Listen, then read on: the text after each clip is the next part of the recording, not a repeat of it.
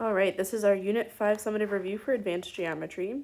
For these first few problems, we are going to find the area of each figure, and we are going to round to the nearest hundredth when necessary. So hundredth would be not our first decimal, but our second decimal. So if I had like 0.035, that's what I got, but I want to round to the nearest hundredth, it would be 0.04, okay?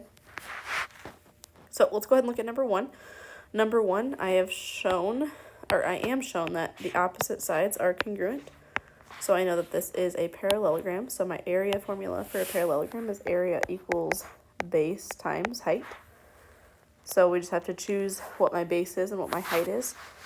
My base is the perpendicular distance to the height. So my 22 is going to be my base. And then the perpendicular distance to that is 15 because this side also is 22. So I do 22 times 15.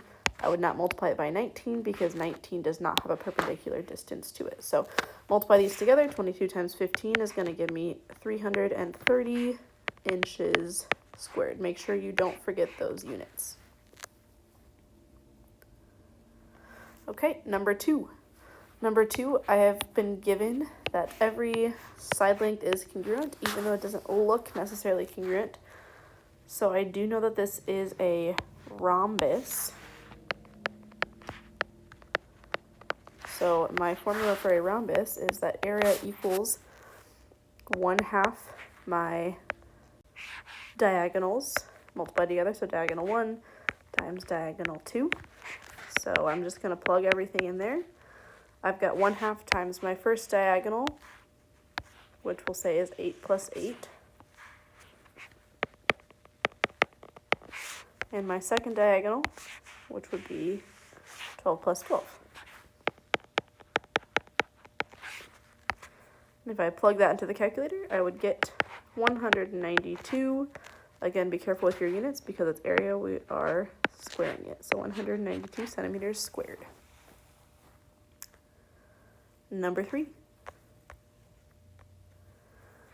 So just a reminder, these dotted lines out here are not actually part of the triangle. My triangle is only this piece right here, okay? So my area formula for a triangle is 1/2 base times height. My base of the triangle would be this 8 right here. So I've got 1/2 times 8. But then my height is that perpendicular distance to the base. So it would not be the 18.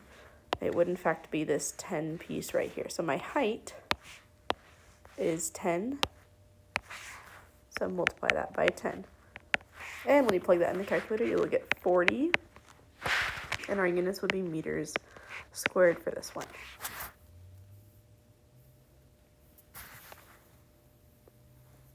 Moving on to number four. Number four, again, we have a triangle here. So our formula for area of a triangle is 1/2 base times height.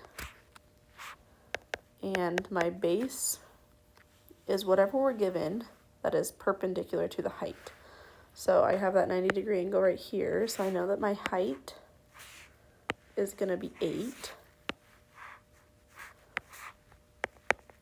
And then my base is what it's perpendicular to. So my base would be this whole thing right here. So 9 plus 10, which would give me 19.